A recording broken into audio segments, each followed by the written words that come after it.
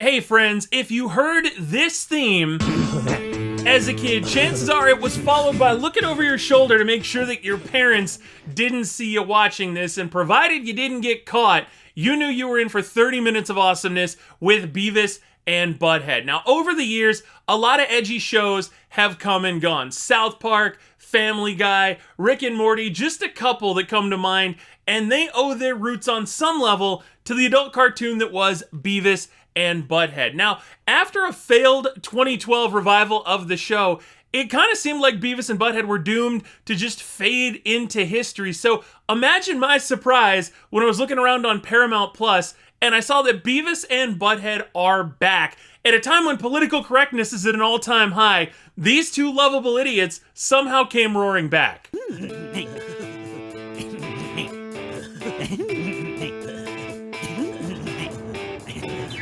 So if you grew up on Beavis and Butthead, chances are at least once in your life, you thought about, like, I wonder what they would think about, you know, what we've got going on today if they were around. And the Beavis and Butthead reboot, revival, whatever you want to call it, answers that and so much more. It's a perfect example in my mind of how you should bring a show back. I feel like we've dealt with failed reboot after failed reboot, and a lot of people have been kind of jaded toward them. In a lot of ways, we ended up being like Beavis and Butthead themselves when it comes to reboots. But I'm here to tell you that from the storylines to the commentaries, this one is incredible. And don't forget, if you think this video is incredible, make sure to subscribe. But here we go. I'm just disappointed. Jesus Christ, Beavis. Come on, buddy. What the hell is going on in here? All right, so we've got Beavis and Butthead in 2022.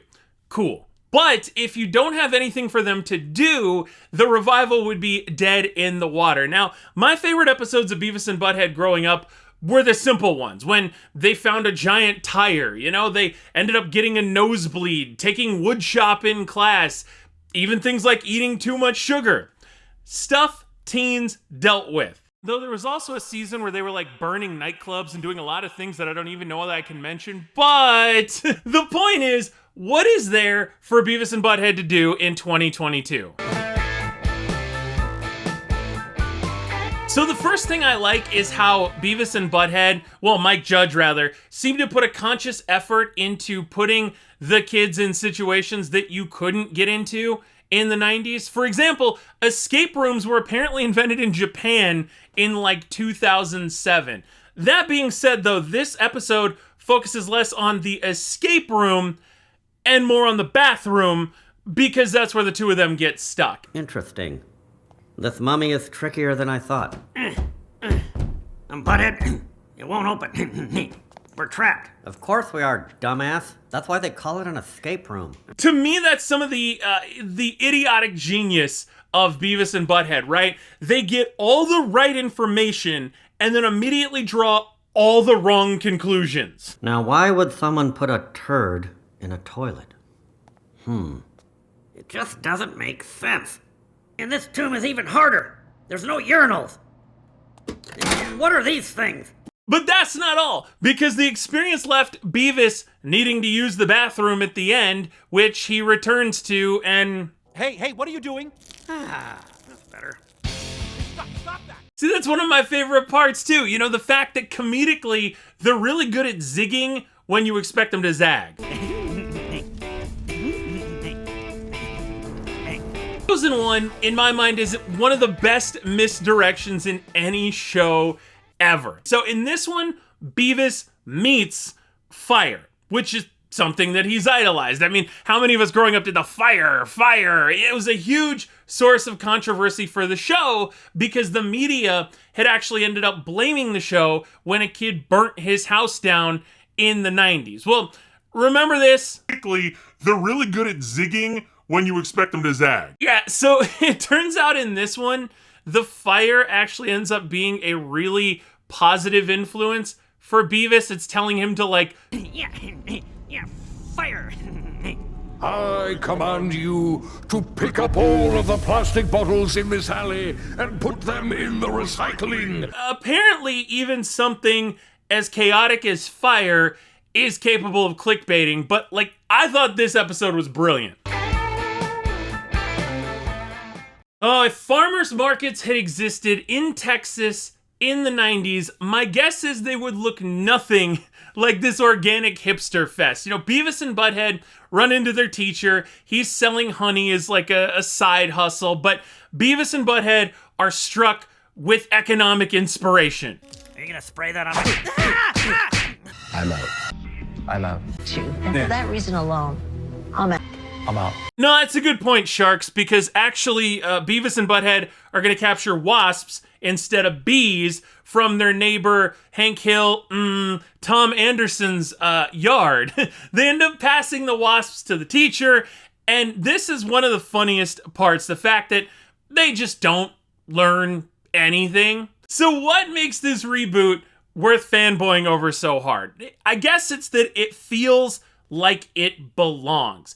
Mike Judge created Beavis and Butthead in the 90s to rip on kids who were being brain drained essentially from watching MTV. Now it's the same premise, but the point is to rip on the kids who are being brain drained by the internet.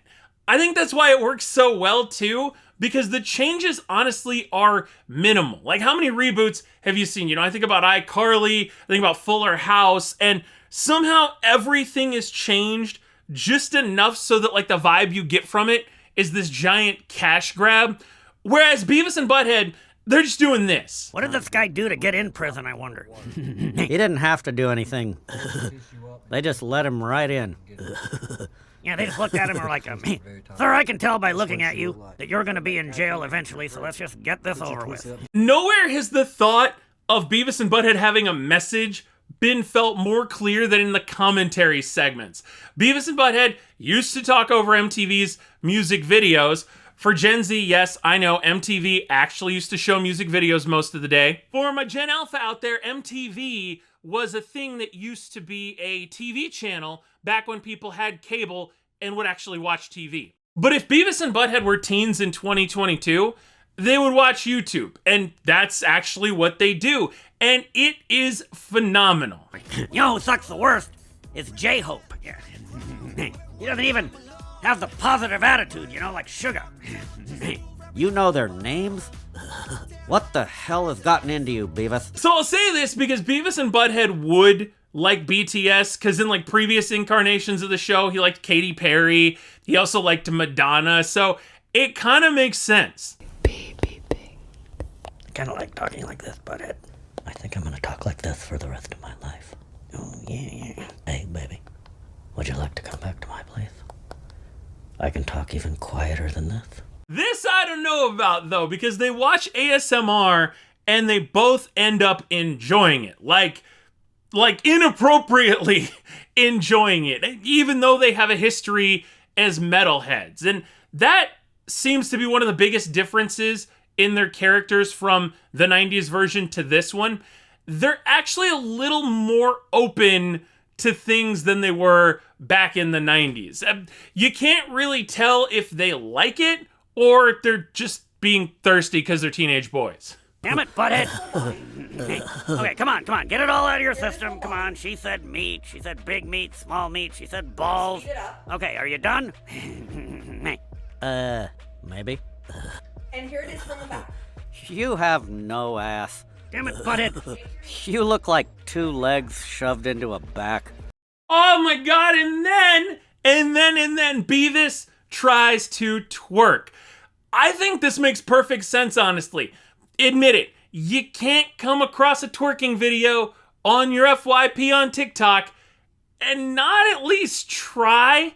I know, nobody's gonna admit it, but behind closed doors, there's just something like refreshingly wholesome to me about them ripping on whatever the fad of the week is, and honestly, I think it just kind of makes sense. Some of the things they do will cause a person to get hurt, expelled, arrested, possibly deported.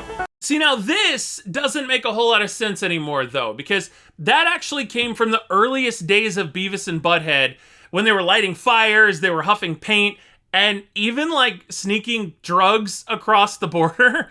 So the question is, should this revived version of Beavis and Butthead be that, like, crazy, edgy version? And the answer is no.